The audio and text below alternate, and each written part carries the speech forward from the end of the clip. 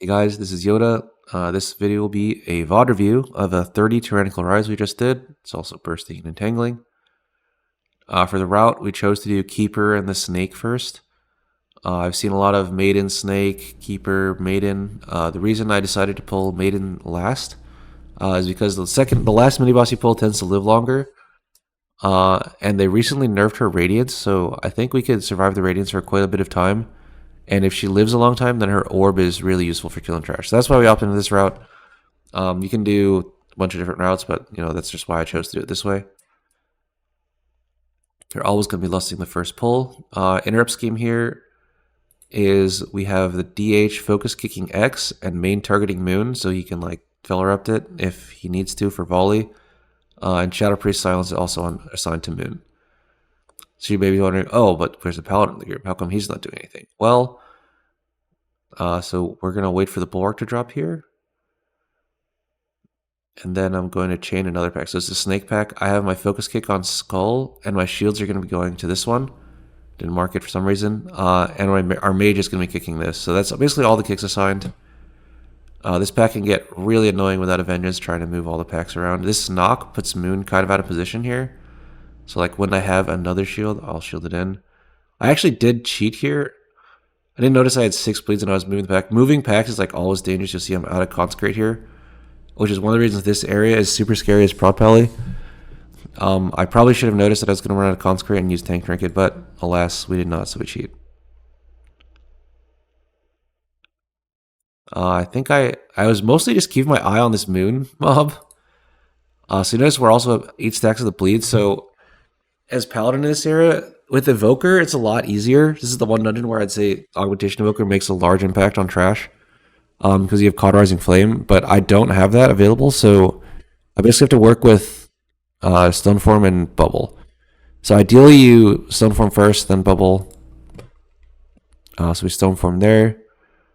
I guess any order really works, but this time like I have some cooldowns running, so I chose to use Stoneform. I think I used Goak. I don't want to overlap Bubble and Goak, so I just Stoneform there. One more shield, and we move the mobs out. I also bubbled. That's kind of really early for bubble, but I think I had no cooldowns left, and I was down cheat, so I was basically like, well, if the mobs live too long, then I'll die, but if I don't bubble now, I'll die anyway, so bubbled. After bubble, we have Bark into Tier, and the Keeper's dead, so we're just going to finish off some of the trash here. Normally I would chain faster in a normal dungeon, but this dungeon, especially without Augmentation Evoker, is really hard for Paladin, so I'm playing it kind of slow.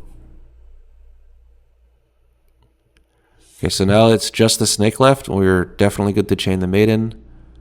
I think I was waiting for a jump so no one randomly dies. Because they're like, oh, new mobs, but then they forget about the old mobs. Yeah, that's exactly what I was doing here. Okay, so there's the jump, and then we're chaining. I think I realistically could have pulled one more pack here. But I kind of like used Sentinel late in the other pack, so it's not up. So if I pull another pack, like it's kind of dangerous for me.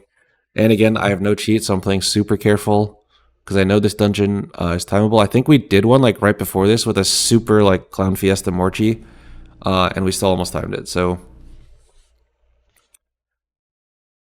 yeah, so I'm like playing pretty safe. Here we're, like I said, trying to use the orb to hit these mobs. It does a lot of damage to them. Here's the orb. I'm gonna wait for it to shoot it and then move in. Notice how I'm not like quickly moving my character. I'm like stutter stepping. If you want to move mobs, usually it's better to stutter step. If you just like run your character, the mobs will like kind of go crazy trying to get behind you. But if you stutter step, they'll usually like move a lot more smoothly. You can see the movement here. Or actually, let's go back because this is like kind of an important concept for Paladin. So we see the orb. Notice how I'm like slowly stepping, I guess, kinda. Not like full speeding it past them. Alright, so the last trash mob dies here, and then we chain. We need to get rid of this pack and another patrol here. I think, ideally I would have pulled the 2 mobs like over there patrolling before the maiden died, but at this point it is too late for that.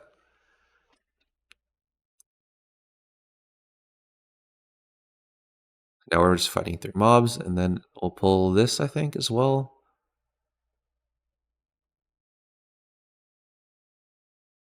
Yeah, so you know, once you spawn the boss, you're pulling the boss. But like I said, I'm playing super safe, have no cheat, and this area is really hard for Paladin. So yeah, I think we're gonna finish off the casters, and then when I have wings back up, I pull the boss. I think, or like I think in my head I was like, if Goak comes back, and then after Goak I can wings, then that's good enough to pull the boss.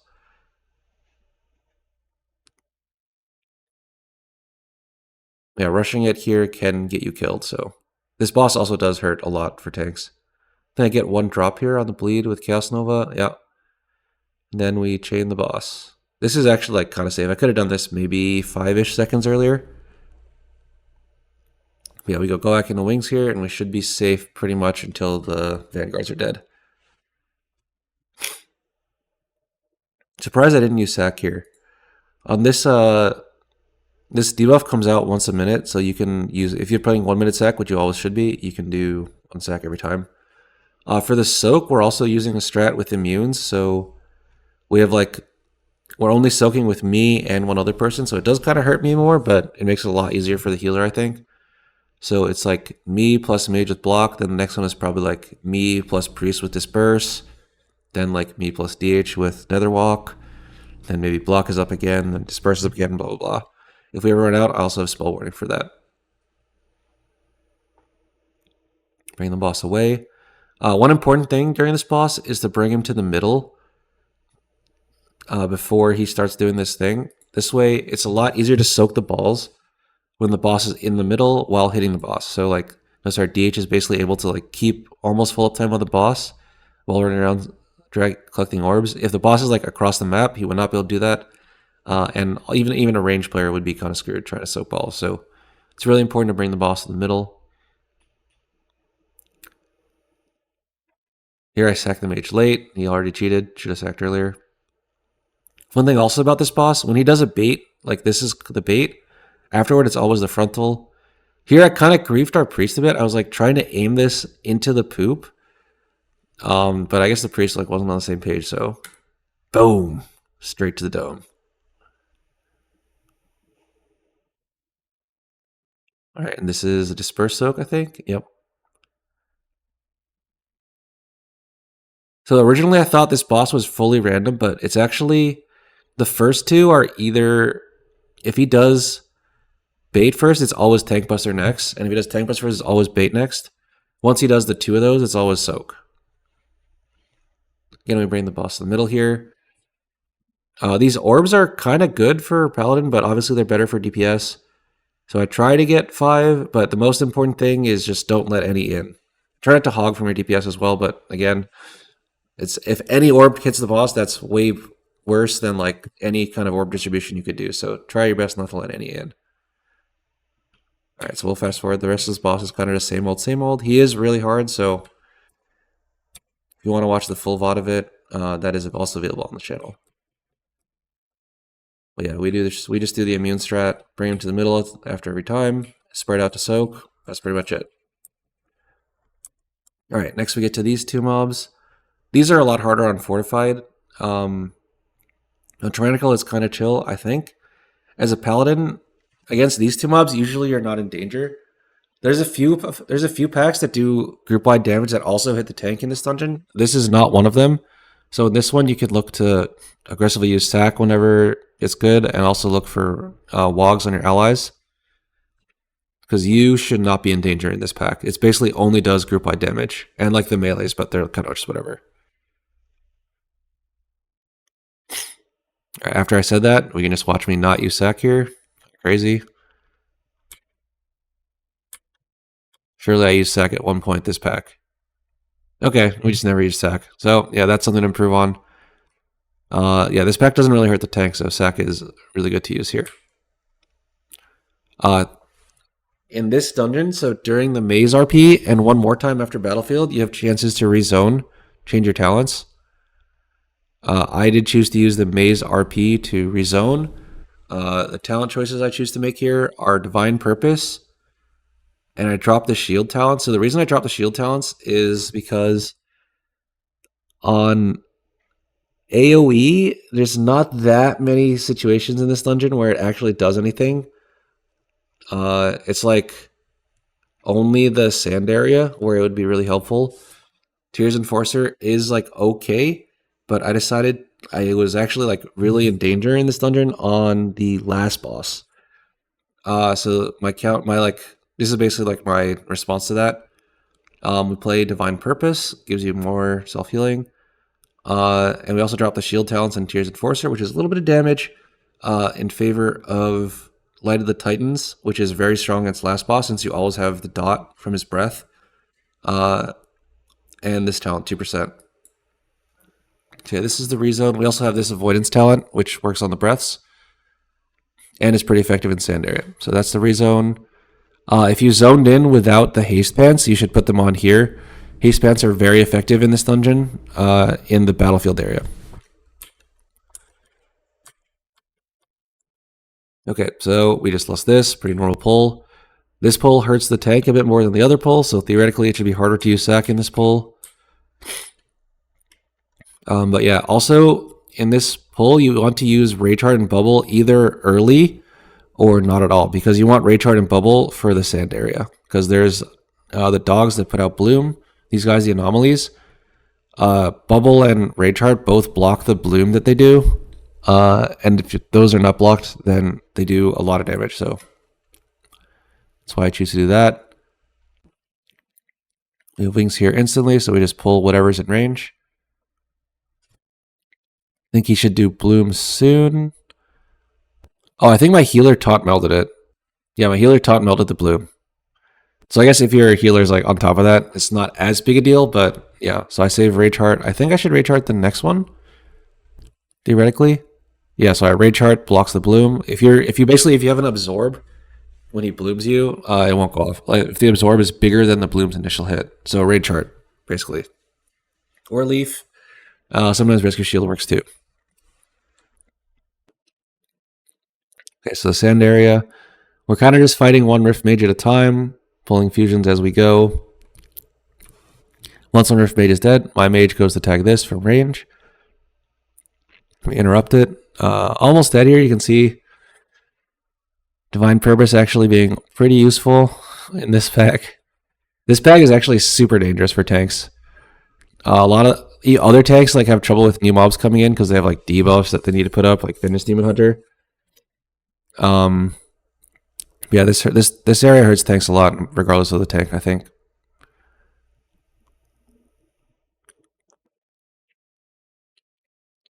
Okay, so now we need another mage. I think I spell word Lulu here, so we can go pull it.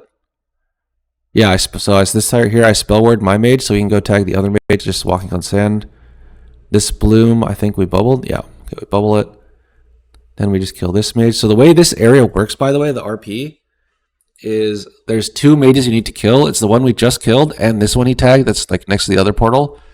And then there's two other events you need to do. You need to walk next to both portals, the far portal, which was like next to this mage, and the portal on this side. I think no one actually did the RP on this side, which is unfortunate. Oh, but you notice one thing I see a lot of people do is they'll like clear all this sand, but you don't need to do that. You just need to like walk over here and the RP is done.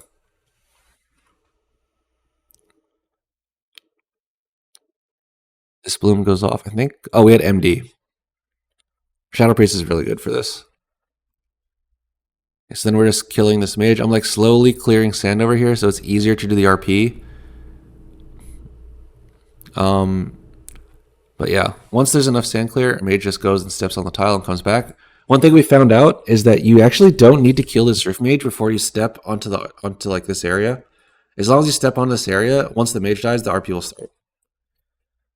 You see he basically hit the hidden tile to start the RP, and then Chromie start on the RP. Once the mage dies, Chromie starts RP.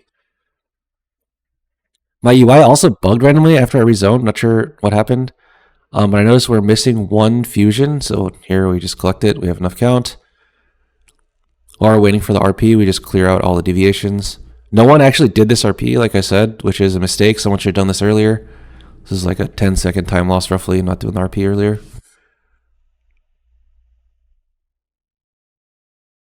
So I had to tag this deviation. This gate in particular can get really sketchy because like if 3 people go through, let's say, and then 2 people are stuck behind in combat with a random deviation, that's really bad because I can't take the gate. So here we just decide to like kill this deviation and then go through. We'll also fight the Murloc pack here before Morchi. Oh, I reloaded to get my UI back, or my dungeon UI this week, or gotta go faster back. Okay, so we reload. We are gonna fight this pack. This pack, especially on Tyrannical, is pretty much free count. By the time it dies, usually like the boss has not spawned yet, or by the time like the dangerous mobs are dead, the boss is like just spawning. On Fortified, it's a little bit less free, but I still think it's really good count. You see I have my RP tracker, boss spawning in 20 seconds. So for what these mobs actually do, since most people don't fight them, the Wake Thrashers are basically like, don't do anything. They're just like target dummies that do melees. The Tide Hunter does a bite on you. It's like a bit of a tank buster and a slow. But the 2 main mobs you need to concern about are Time Bender and Wave Shaper. So the Time Bender does Dizzying Sand, which is a kick. Just kick it. Otherwise, it's probably wipe. And then he also does Millennium Aid, which is what he channels onto a Murloc, and it puts a shield on them. While that shield is happening, they pulse AoE damage, which does a lot of damage in melee. So on Tyrannical, usually that shield just gets insta-broken by like whatever AoE damage you're doing. But you can also purge it. So usually you just like walk out, purge it, and then walk back in on like a high fort. This Wave Shaper does Fishbolt Volley, which, just kick. And Bubble Barrage, which is like puts a bunch of swirlies on the ground. And also it doesn't move. So we do want to stop that so we can move it into the boss room. This is the Soggy Bunk. So we're fighting the mobs. They're pretty much dying as we're ready to pull the boss. You notice we did use 2-minute cooldowns, but this boss is awkward anyway with 2 minutes because you can't use them pull either way. Okay, so this is pretty safe. I think I could have pulled the boss earlier, but, just being safe, we pull the boss now. So for this boss, we do have a Druid and a Mage and very few other AoE stops. So we use those to control the ads. As a VDH, you can kind of just misery them, but for Paladin, it's a bit harder. You kind of have to count on a Druid with Mass Root or other methods, or a Mage with Mass Poly, basically. Okay, so we find the correct one, bring her roughly between the edge and the middle. Go to Tank Buster. So once these sand traps go out, we're walking to the middle. You don't want to drop the ads around the edge and CC them because you can get unlucky that way. Like when she does more problems, if the correct chromie is like next to all the ads, then you're kind of fucked, right? So we bring her to the middle, drop the ads off here. Familiar faces. Then while you're bringing her to the middle, we're like looking for a clear area without too many time traps. So it's like probably here.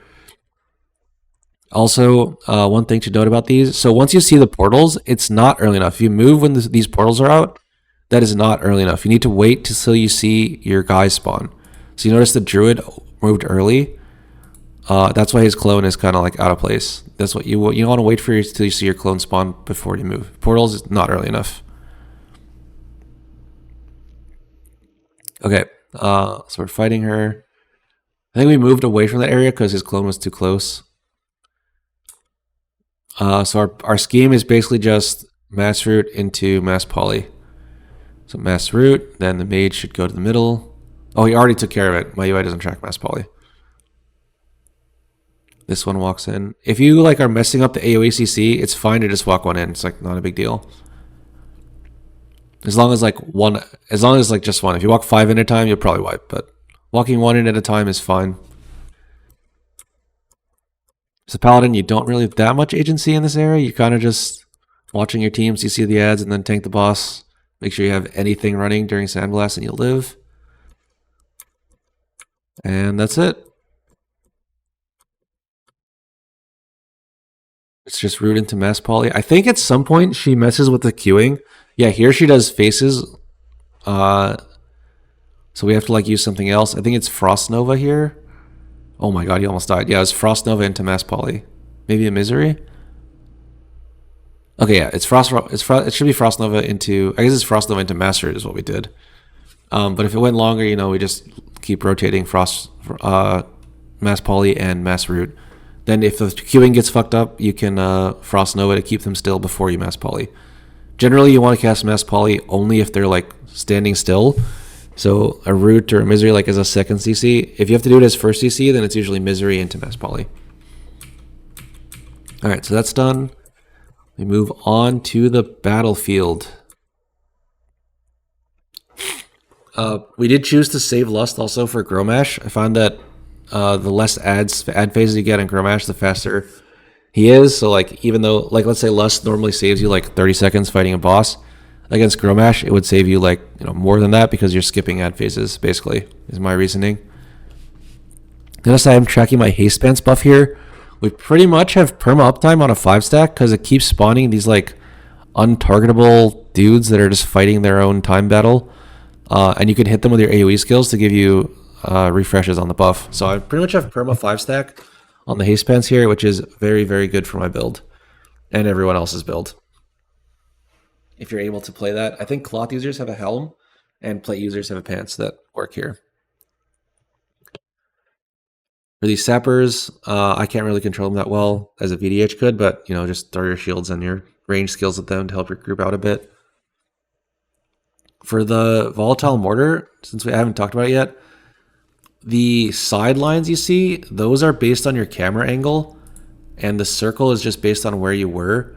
So a full push strategy you can do, it's not what he's doing, but you can just backpedal while facing the boss, or the tank, I guess, and it'll work out. These are just, one melee kick on each raider, range kick the Farseer usually, and make sure we pre-move the Earthquake.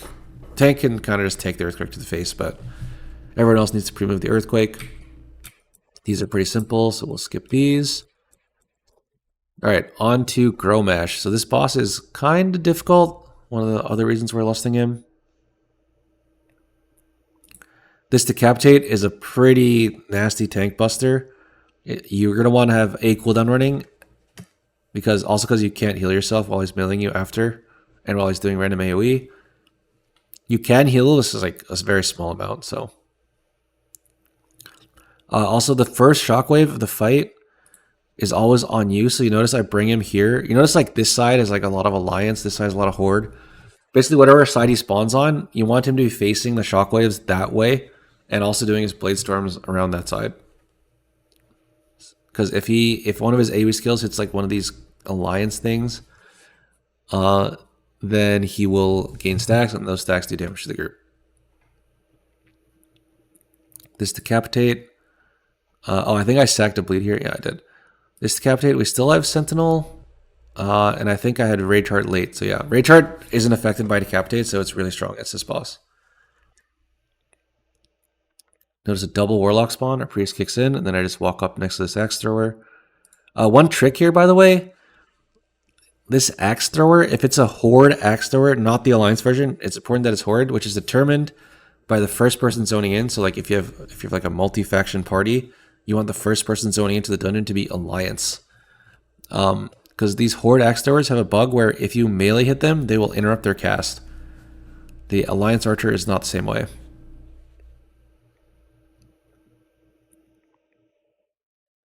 My haste pants actually dropped off there, but I should get a refresh pretty soon. Okay, so we summons ads. We get aggro on the grunt. Should be a shield throw on each warlock. And a hodge on this if you have it. It's a tangling week, so I don't have short hodge, so I can't hodge all of them. So I'm kind of like relying on my team to stop those. And then, yeah, that's pretty much it. Try to bring the boss on top of the ads when possible. Try to keep him centralized before the ads spawn. So it's like a short distance no matter where you have to go to the ads. And keep him on the Horde side so that his abilities miss the Alliance mobs. That's kind of important. Also, just make sure you have something. Oh, he got bugged there. So it's not really a problem for tanks, but when the boss Blade Storms targeting you, you have to get out because there's a chance that the boss can bug out and melee his Blade Storm target. It's like kind of a stupid bug, so our DH dies to it. But yeah, it is outplayable. All right, so that's this boss. Onward to The 3-pack. Okay, so we're going to skip the RP. This RP is like stupidly long. I hate it so much. Okay, so for this 3-pack, this hurts the group and the tank, so it's kind of hard for most groups. While they're spawning, by the way, you can already like mark and set focus. So I just say I got the left one and I already marked it and set focus. Once we're ready, we pull. Okay, so wait, these mobs also like move around randomly, I noticed. Their like hitboxes are super weird. Not that big a deal, but yeah, it's just something I noticed.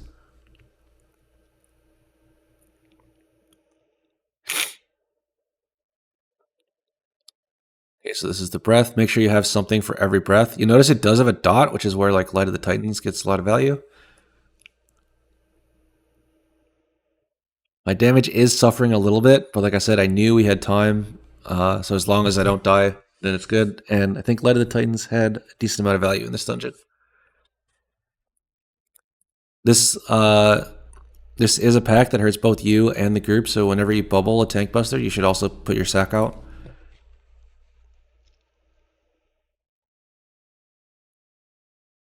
That's pretty much it. Just make sure you have something for every buster. And that's it. You want to bubble... By the way, I bubbled like kind of late in this pack. You want to bubble earlier, so you'll see where that comes up later. Okay, it's tyrannical, so that trash is kind of easy. If it's fortified, like don't hesitate to just blow every button to just survive that pack. That is like a super tough pack on tyrannical or on fortified. On tyrannical, not as big a deal. So I tried to. I think originally I had in my head that I could save bubble, but I should just bubble early. And I did save Goak for the boss. All right, so this boss is super scary for tanks. We'll see how I play it. Obviously, I just wings on pull instantly for damage, but that's normal. I think you should wings on pull every boss. You notice we're saving our first Eye of Tear. Eye of Tear timings in phase 1 are actually super crucial.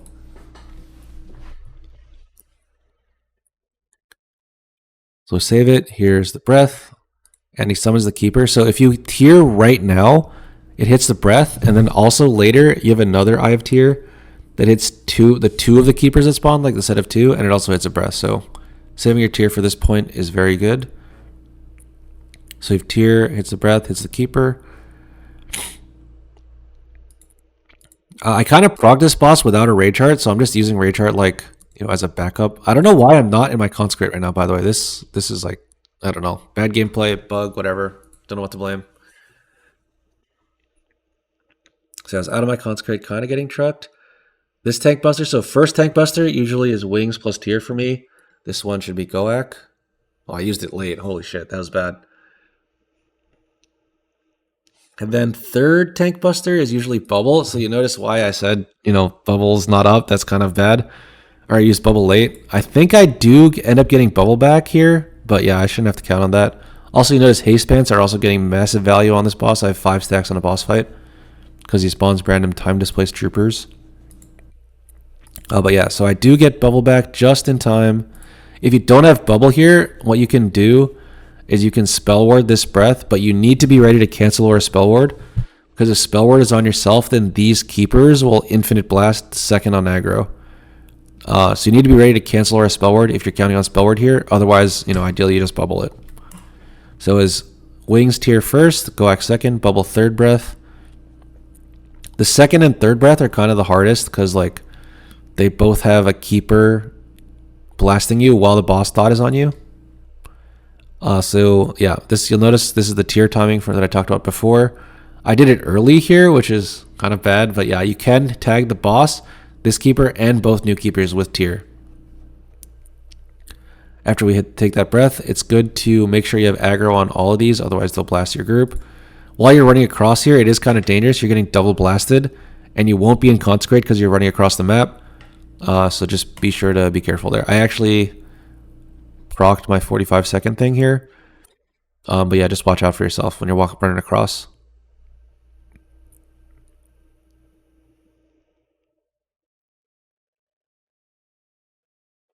That's pretty much it for this phase. You do kind of want to watch out.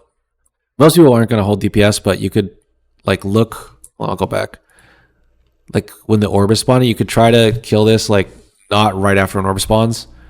Here we didn't have to do anything special, but so we just pushed it, but yeah. Here we just go together, drop swirlies on the wall. This phase is a lot easier than the previous phase because there's no infinite keepers blasting you, and you also get a haste buff at the end. So most of the time you should be fine. Before I had Tank Trinket, I was having to spell word in this phase, but now that I have Tank Trinket, I think I can use spell word for my allies to keep high uptime. Also, you notice the way we play this Infinite Corruption. So we have range baiting the positioning outside, baiting the balls. Melee, I see a lot of people just like running in a straight line away from the boss. You can do that, but that is going to be lower damage and lower uptime.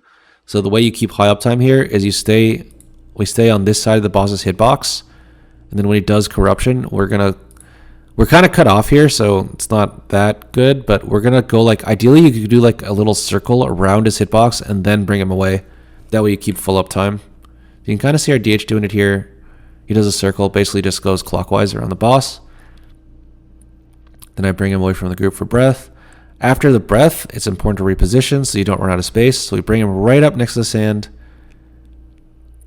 Then I'm going to position him again for the corruption. So you notice we're basically the way we're playing it is we're staying like back to the sand and then going clockwise around the hitbox. Here we go. Clockwise a bit. I'm a paladin, so I can stay further away than he can, but yeah, or than he has to. Make sure you have something for every breath. Don't be afraid to bubble. Then we move him back up to the sand, position again, and the cycle starts anew. It's important kind of that you're dodging the side of your range, because one time we tried dodging like this way, counterclockwise, and the middle was filled, and the poop was randomly terrible. This actually happened in the previous run. So it's important that you dodge like the same way that your range are. Otherwise, you can run out of space. And that's pretty much it for this boss. Just a rinse and repeat. Once you get him to 8%, he becomes Omega free because you have infinite haste, so it's impossible to die. And also, if your team dies, as long as you don't run out of time, these dragons will kind of finish him off for you.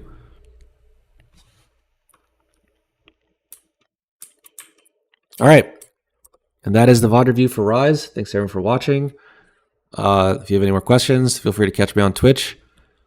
If you want to tell me my new talent build is trash, feel free to do that too. But yeah, thanks everyone for watching. Peace out.